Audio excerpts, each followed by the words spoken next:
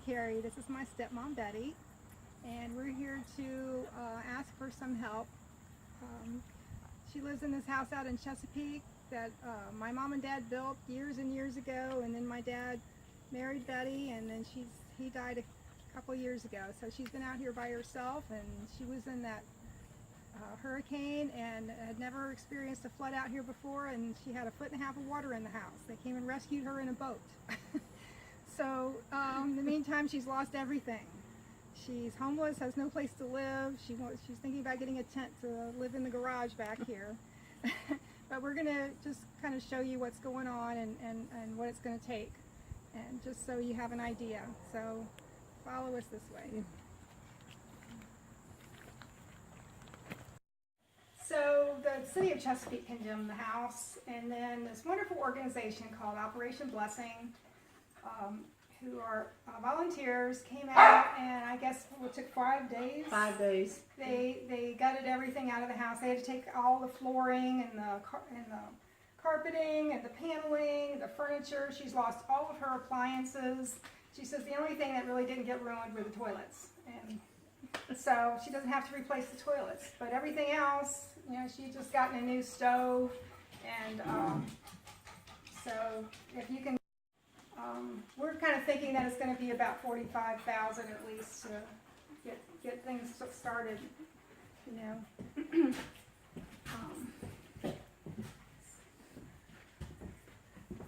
So you can see that there's a lot of work to be done, and all of the most of the windows need to be replaced. It's a major undertaking.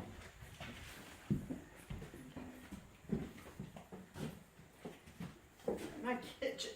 I don't know what they're gonna do. I know this is the kitchen in here.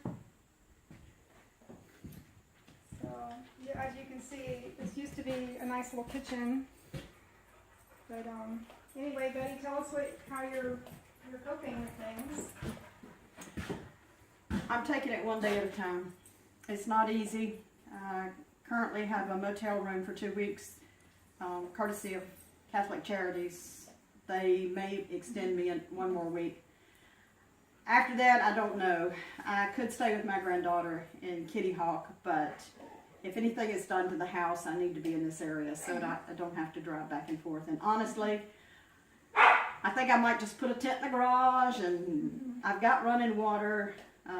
I've got lights out in the garage. Nothing in the house, of course. But that'll be fine until it gets cold.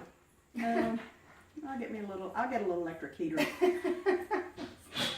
And my neighbor down the road, I can't say enough for him. He's comes up here and opens the house every day and closes it every day. He cuts my grass, and he tried to check out my lawnmower, and he tried to check out my dryer, but they're shot. So. Right. And so when will you find out about FEMA? You might get a... As soon as the president declares this area a federal disaster area. Okay. If that happens, then I can apply for FEMA funds and get my house rebuilt. But that would be just a low interest loan, basically. A low interest loan. So you would still need to pay those loans off. Okay. Ideally, if what I would really like to do is raise this house about 2 feet. If I could do that, I wouldn't have to sit here every time it rained and worry about whether the house was going to flood again. Right.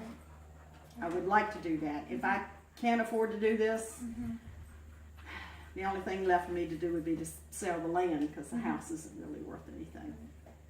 Okay, so anyway, that's it in a nutshell. We're really asking for everybody to chip in as much as you possibly can and help Betty get her house back, and we really appreciate it.